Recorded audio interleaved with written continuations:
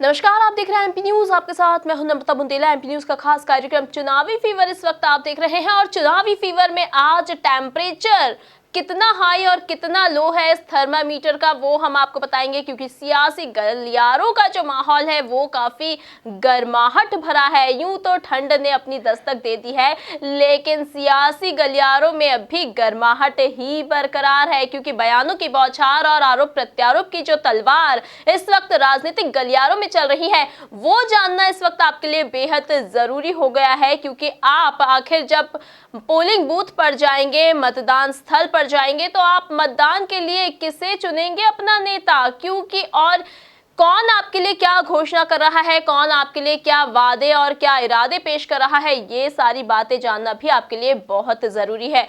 हम इन्हीं पर चर्चा करेंगे हमारी साथी अदिति इसके साथ। अदिति, आज अगर राजनीतिक गलियारों की बात करें, नेताओं के बयानों की बात करें, आरोप प्रत्यारोप की बात करें और सियासी माहौल की बात करें, तो क्या कुछ माहौल है आज राजनीतिक गलियारों का?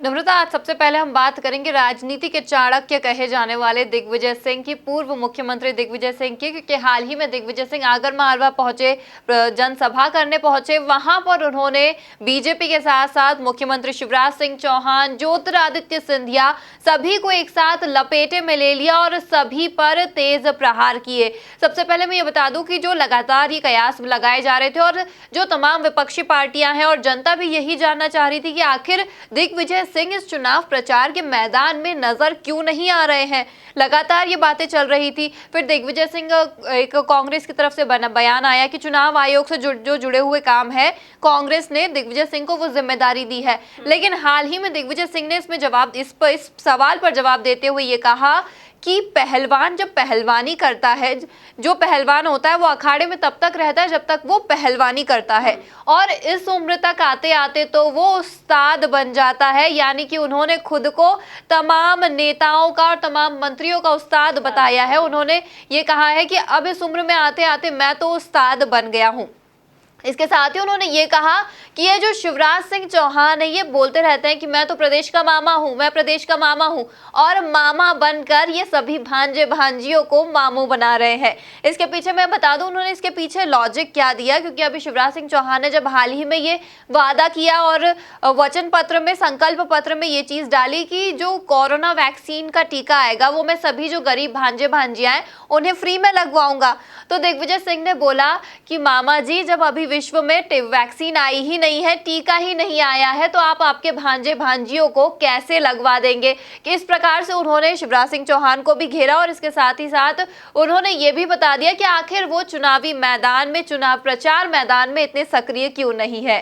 अदिति, तुमने यहाँ पर दिग्विजय सिंह की बात की है तो मुझे यहाँ पर कमलनाथ की याद आ गई है, क्योंकि इस वक्त मध्य प्रदेश में दिग्गी राजा और कमलनाथ की जोड़ी काफी सक्रिय नजर आ रही है, और इसीलिए बात अब दिग्गी राजा के बाद कमलनाथ की करते हैं। तो कमलनाथ यहाँ सागर पहुंचे और वहां पर उन्होंने शिवराज सिंह चौहान पर फिर से बयानों के प्रहार कर दिए, जैसा कि वो हर जनसभा के दौरान इस वक्त करते नजर आ रहे हैं। वैसा ही कुछ उन्होंने सागर में भी किया।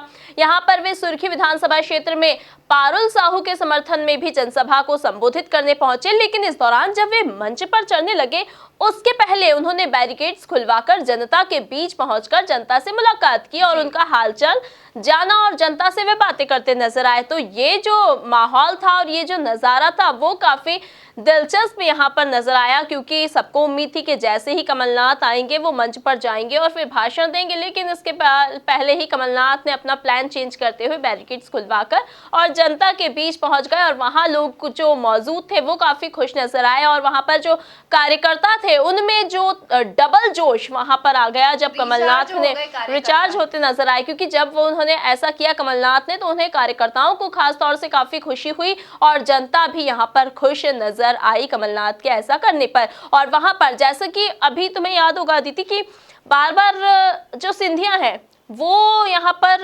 प्रहार करते नजर आते हैं कांग्रेस पर कि जब भी कमलनाथ कहीं जाते हैं तो उनकी जिस जनसभा में तो जय जय कमलनाथ के नारे लगते हैं। और ऐसा ही कुछ अभी फिर से सुर्खी में भी हुआ, जब कमलनाथ वहां पर पहुंचे भीड़ के बीच में तो कार्यकर्ताओं ने फिर से वही नारा जय जय कमलनाथ नारा लगाते कार्यकर्ता नजर आए। हालांकि वो अपने नेता से इतने खुश हैं कि वो सब कुछ भूल जाते हैं और उन्हें कमलनाथ दिखाई देते हैं और फिर वो उनकी जय जयकार करने लग जाते हैं। अब देखना होगा कि कमलनाथ का ये प्रभाव कितना जनता पर असर डालता है। लेकिन यहाँ पर फिर से उन्होंने शिवराज पर हमला किया। जब वे मंच पर गए, उन्होंने कहा कि शिवराज जी तो केवल घोषणाएं करते हैं, उनके पास और कोई काम नहीं है, सिर्फ वो घोषणाएं ही करते हैं। वो अब तक 15,000 घोषणाएं कर चुके हैं। अरे मैं उन्हें खुली चुनौती देता हूं बहस करने की कि वे मंच पर आए, एक ही मंच पर मेरे साथ आए और अपने 15 सालों का कार्यकाल का हिसाब दें और अभी जो 7 माह से उनकी सरकार है उस 7 माह का भी वो हिसाब दें।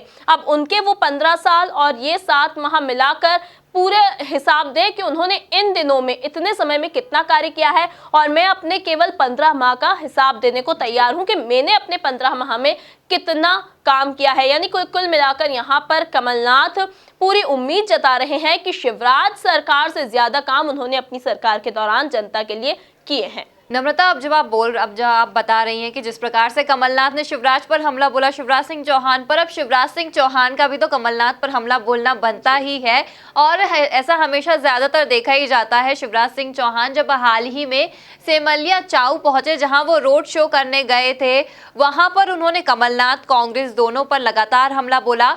और सबसे पहले तो मैं ये बता दूं, जब वो रोड शो करने गए तो उन्होंने मतलब रोड से ही चिल्लाकर, जब वो आई थिंक खुली जीप में गए थे वो, और उन्होंने वहीं से चिल्लाकर जनता को संबोधित करते हुए बोला कि आखिर आप लोग मुझे बताइए कि कांग्रेस ने आज तक क्या किया है प्रदेश के लिए। उसके बाद तो बस जनता इतनी खुश हो गई। इसके साथ ही एक और चीज मैं आपको बता दूं, जब शिवराज सिंह चौहान वहां गए, उन्होंने कमलनाथ जी पर भी हमला बोला। उन्होंने ये बोला कि कमलनाथ तो हमेशा बोलते रहते हैं कि मैं नारियल फोड़ता हूं। अरे भैया, मैं विकास करता हूं और विकास के काम करता हूं तो नारियल तो फोड़ूंगा ही। इसके साथ ही उन्होंने ये भी कहा कि अब जब मैं विकास के काम करता हूं और जो भी अभी तक मैंने विकास के काम किए हैं ये केवल अभी ट्रेलर है। नम्रता, एक चीज बता दूं, बॉलीवुड और राजनीति का खासकर इस उपचुनाव में खासा मिक्सअप देखने को मिल रहा है और फिर से ये कहीं ना कहीं रिलेट कर रहा है, क्योंकि शिवराज सिंह चौहान ने ये चीज कही कि अभी तक जो मैंने विकास के काम किए हैं ये तो केवल ट्रेलर है, पिक्चर तो अभी बाकी है। तो वही इस चीज को लेकर उन्होंने कमलनाथ पर भी हमले बोले कि अब मैं विकास करता हूं तो भाई मैं नारियल भी फोड़ूंगा और मैंने तो इतना सारे काम किए हैं, लेकिन ये सभी काम अभी तक ट्रेलर है, पिक्चर अभी बाकी है, यानी कि और भी विकास कार्य अभी बाकी है। यहाँ पर अदिति, तुमने शिवराज की बात की है तो मुझे जो मध्य प्रदेश में इस वक्त जोड़ी है शिव ज्योति, तो अब शिवराज की तो बात हो गई, अब बात है ज्योतिरादित्य सिंधिया की। तो यहाँ पर हम ज्योतिरादित्य सिंधिया के बारे में भी एक बार नजर डालते हैं कि आखिर इस वक्त ज्योतिरादित्य सिंधिया क्या कर रहे हैं राजनीतिक गलियारों में। तो ज्योतिरादित्य सिंधिया ग्वालियर चंबल में अपना खासा प्रभाव जमाने की पूरी कोशिश कर रहे हैं। हालांकि ये कहना जरूरी नहीं है क्योंकि ग्वालियर चंबल में तो उनका खासा प्रभाव है ही, लेकिन वे यहाँ पर कोई भी रिस्क लेना नहीं चाहते हैं फिर से इन विधानसभा चुनाव में, इस उपचुनाव में। इसीलिए जब वो ग्वालियर चंबल में लोगों से ये कहते नजर आए, जनता से, ग्वालियर की जनता से ये कहते नजर आए कि ग्वालियर चंबल में जब कांग्रेसी आते हैं तो वो लगातार आरोप प्रत्यारोप कर रहे हैं मेरे परिवार के ऊपर, सिंधिया परिवार के ऊपर, साथ ही बीजेपी पर। तो ये साफ तौर से ग्वालियर चंबल की जनता का भी अपमान है, वो सिंधिया यहाँ पर ये कह रहे हैं। सिंधिया का कहना है कि जब मेरे पिताजी 30 साल से इसी पार्टी की सेवा कर रहे थे, मैं लगातार 20 सालों से इसी पार्टी की यानी कि कांग्रेस पार्टी की सेवा कर रहा हूं, तब इनको कोई शिकायत नहीं थी, तब इन्होंने कोई आरोप प्रत्यारोप नहीं लगाए। अब जैसे ही पार्टी बदली, इन्हें सारी बुराइयां नजर आने लगी, सारे आरोप प्रत्यारोप अब सामने आने लगे हैं और सारी आखिर क्यों अब कांग्रेस की हमसे सामने आ रही हैं। तो ये कहते हुए नजर आए। यहाँ पर उन्होंने, सिंधिया ने व्यापारियों से भी बात की, सामाजिक संस्थाओं के जनप्रतिनिधियों से भी बात की। अब यहाँ पर वे एक के बाद एक समाज से भी बात करते नजर आए, क्योंकि हर वर्ग को साधने का काम किया जा रहा है इस वक्त दोनों ही पार्टियों की ओर से। तो ऐसा ही कुछ सिंधिया भी करते नजर आए। सिंधिया ने इसके बाद बघेल समाज से भी बात की है। उन्होंने कहा कि यहाँ पहुंचकर वे कहते नजर आए कि जब कमलनाथ की सरकार थी तो वे मंत्रियों की कोई बात ही नहीं सुनते थे। मंत्री जब भी अपनी परेशानी लेकर जाते थे, उनसे बात करने की कोशिश करते थे तो उनकी बातों को सुना ही नहीं जाता था, उनकी बातों को दरकिनार कर दिया जाता था, उनकी समस्याएं, उनके क्षेत्र की समस्याएं सुनी ही नहीं जाती थी कमलनाथ की सरकार में। और कमलनाथ जी किसी भी मंत्री की कोई बात नहीं सुनते थे और यही वजह रही हमारी पार्टी छोड़ने की। उन्होंने कुछ ऐसा भी कहा। लेकिन अब जब हमने पार्टी बदल ली तब इन्हें सारी शिकायतें हैं और जब हम कहते हैं कि मंत्रियों की बात क्यों नहीं सुन रहे, हमने इसके लिए आवाज भी उठाई थी, तब उन्होंने हमसे भी कह दिया कि आप सड़क पर उतर जाएं। और मैं उतर भी गया, उन्होंने कुछ ऐसा ही कहा। अब इसके बाद वे मुस्लिम समाज को भी संबोधित करते नजर आए। वहां पर वो उन्हीं के अंदाज में शेरो शायरी भी करते नजर आए सिंधिया, और यहाँ पर उन्होंने मुस्लिम समाज से भी कहा कि ग्वालियर के विकास के लिए प्रद्युम्न सिंह तोमर यानी कि बीजेपी जो प्रत्याशी है वहां से, उनका जीतना बहुत जरूरी है। नम्रता, ज्योतिरादित्य सिंधिया की बात हो रही है तो इस वक्त जो हाई प्रोफाइल सीट बनी हुई है सांवेर विधानसभा सीट की अगर हम बात करें तो लगातार देखा जा रहा है कि जो स्टार प्रचारक है वो सांवेर सीट पर आकर प्रचार कर रहे हैं, अपने अपने प्रत्याशी के हक में पक्ष में वोट मांग रहे हैं। तो हाल ही में कांग्रेस की तरफ से जब चुनाव प्रचार करने के लिए नेता वहां पहुंचे तो उन्होंने ये कहा कि अब ज्योतिरादित्य सिंधिया का कद शायद कम होता जा रहा है और शायद उन्हें अपने पैरों के नीचे से जमीन खिसकती हुई नजर आ रही है, तभी वे यहाँ पर अभी तक 3 बार चुनाव प्रचार करने आ चुके हैं। वैसे एक चीज और बता दूं नम्रता कि यहाँ से बीजेपी प्रत्याशी की तरफ से तुलसीराम सिलावट भाजपा प्रत्याशी है, तो और जो तुलसीराम सिलावट है वो सिंधिया के कट्टर समर्थक कहे जाते हैं, जिसकी वजह से सिंधिया 3 बार यहाँ पर आ चुके हैं उनके पक्ष में वोट मांगने के लिए। लेकिन सिंधिया की तरफ से भी ये पलटवार आया कि भैया कांग्रेस और कमलनाथ दिग्विजय सिंह मुझे गद्दार कहते हैं। गद्दारी तो कांग्रेस ने खुद की है जनता के साथ। अभी तक उन्होंने ना कांग्रेस ने जनता का कर्ज माफ नहीं किया, किसानों का कर्ज माफ नहीं किया। आप कांग्रेस ने गद्दारी की है, मेरे ऊपर उंगली उठा रहे हैं ये लोग। इसके साथ उन्होंने काफी सारी बातें भी कही। उन्होंने सिंधिया ने बोला कि कई सारे जो नेता मंत्री होते हैं, यहाँ तक कि कुछ तो ऐसे होते हैं कि विधायक अपना पद ही नहीं छोड़ते हैं, लेकिन मैंने जनता की भलाई के लिए अपना मंत्री पद तक त्याग दिया। वैसे एक चीज और बता दूं कि दिग्विजय सिंह और ज्योतिरादित्य सिंधिया इन दोनों के बीच सिर्फ और सिर्फ ये पद के लिए और इन्हीं सब चीजों को लेकर लगातार खींचतान देखी जाती रही है हमेशा के लिए, और दिग्विजय सिंह लगातार हमलावर रहते थे। तो वहीं सिंधिया ने जब ये चीज बोले मैं तो जनता की भलाई के लिए काम करता हूं, इसीलिए मुझे जब ये लगा कि कांग्रेस जन विरोधी काम कर रही है तो मैंने तो अपना मंत्री पद तक त्याग दिया और मैं बीजेपी में शामिल हो गया। अदिति, यहाँ पर तुमने सांवेर की भी बात कर ली है, हमने यहाँ सागर की भी बात कर ली है और हमने यहाँ ग्वालियर चंबल की भी बात कर ली है। अब बारी आती है मुरैना की, तो चलिए अब थोड़ा मुरैना की तरफ चलते हैं और यहाँ पर क्या माहौल इस वक्त चल रहा है। तो मुरैना के क्षेत्रों में, जौरा में और सुमावली में, वहां पर पूर्व मंत्री लाखन सिंह यादव और कांग्रेस के दिग्गज नेता और पूर्व मंत्री डॉक्टर गोविंद सिंह वहां पर प्रचार करते खासे सक्रिय नजर आ रहे हैं और वहां पर वे जनता के बीच में जा रहे हैं। यहां पर लाखन सिंह की एक खास बात यहां पर नजर आई, इसीलिए उनका जिक्र यहां पर करना पड़ रहा है, क्योंकि लाखन सिंह ने यहां पर सिंधिया के लिए तो ये तक कह दिया कि महाराज का तो मानसिक संतुलन बिगड़ गया है और 10 तारीख के बाद तो उन्हें अस्पताल में शायद एडमिट भी होना पड़ सकता है और हम उसका इंतजार कर रहे हैं, ये तक कह दिया उन्होंने। और उन्होंने कहा कि जब 10 तारीख को चुनाव परिणाम तो बीजेपी के विपक्ष में ही आने वाले हैं, बीजेपी के खिलाफ आने वाले हैं, तो ये जो 25 जयचंद हैं, साफ तौर पर इन्होंने यहाँ पर सिंधिया समर्थकों की ओर इशारा किया है। तो जो 25 जयचंद है उनके बीच में लठ मारी होगी और उसमें सिंधिया महाराज से भी सब झगड़ा करने वाले हैं, इस तरह के शब्द वो कहते नजर आए हैं। लेकिन यहाँ पर खास बात ये रही कि वो शिवराज सिंह चौहान की तारीफ करते यहाँ पर नजर आए।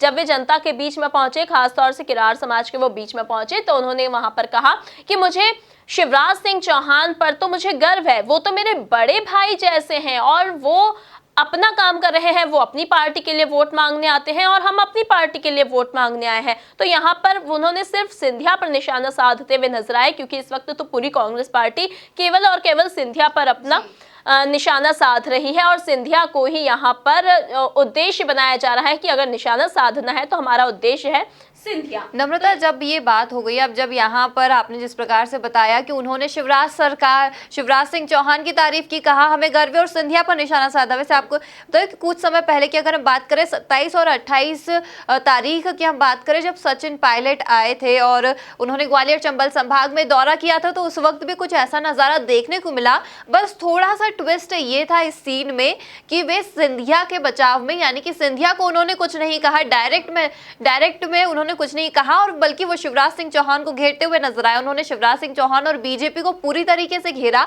और अच्छी खासी खरी खोटी सुनाई, लेकिन सिंधिया के बारे में उन्होंने कुछ नहीं बोला। तो ये देखा जा रहा है काफी सारे नेताओं के बीच, जिस प्रकार से सचिन पायलट ने सिंधिया के उसमें कुछ नहीं बोला, मुरैना से भी उन्होंने शिवराज सिंह चौहान को लेकर कुछ नहीं बोला, लेकिन सिंधिया को लेकर बोला।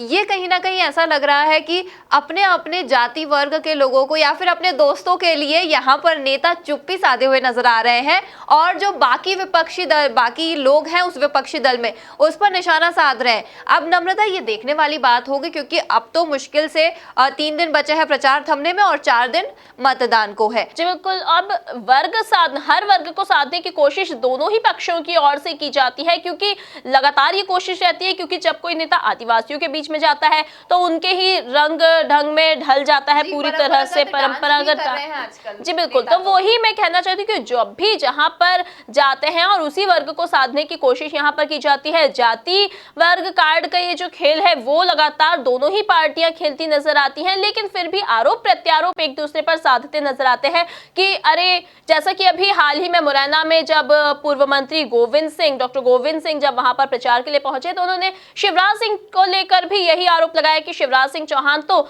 जातिवाद की राजनीति करते हैं और एक जाति को वो साधते नजर आते हैं और उन्हीं के पक्ष में वो कुछ ना कुछ घोषणाएं करते नजर आते हैं। लेकिन यहाँ पर आमतौर पर यह देखा जाता है कि हर राजनेता और दोनों ही राजनीतिक पार्टियां और सभी राजनीतिक पार्टियां हर जाति वर्ग को साधने की पूरी कोशिश करती हैं और अलग अलग वर्ग के लोगों के लिए अलग अलग घोषणाएं भी करती नजर आती हैं, लेकिन आरोप प्रत्यारोप वो हर किसी पर लगाती हैं। नम्रता, अब देखना होगा कि आखिर चुनाव मतदान किस प्रकार से जाते हैं। सबकी तो यही चाहत है कि शांतिपूर्वक मतदान हो जाए और शांतिपूर्वक ही परिणाम आ जाए, पर ऐसा कभी होता नहीं है। अगर चुनाव हो रहे हैं तो शांतिपूर्वक कभी कोई चीज मैंने तो आज तक मध्य प्रदेश के चुनाव में नहीं देखी। अब देखना लाजमी होगा कि आखिर आगे कितने ट्विस्ट देखने को मिलते हैं मतदान के दौरान और चुनाव परिणाम आने के दौरान। बिल्कुल। इस बार चुनौतियां हैं वो बेहद गंभीर हैं और चुनौतियां काफी बड़ी है, क्योंकि इस बार मतदान तो है ही, मतदान का घमासान तो है ही, आरोप प्रत्यारोप का दौर तो है ही, लेकिन साथ में कोरोना काल भी है और सावधानी बरतना इस वक्त बेहद जरूरी है। शासन प्रशासन तो अपनी ओर से पूरी कोशिश कर ही रहा है, तमाम इंतजाम कर रहा है, लेकिन जरूरत है आपको भी सावधानी बरतने की। तो जब भी आप मतदान पर जाएं पूरी सावधानी बरतें और अपना वोट बहुत सोच समझ कर ही दे, क्योंकि आपका नेता आपको खुद चुनना है। ताजा तरीन खबरों के लिए आप बने रहिए हमारे साथ और देखते रहिए हमारा खास कार्यक्रम चुनावी फीवर। एमपी की नब्ज, एमपी का हाल, मध्य प्रदेश की हर खबर एमपी न्यूज टीवी के साथ। लगातार खबरों के लिए सब्सक्राइब करें हमारा YouTube channel MP news TV. Latest updates के लिए बेल आइकन दबाना जरा भी न भूलें।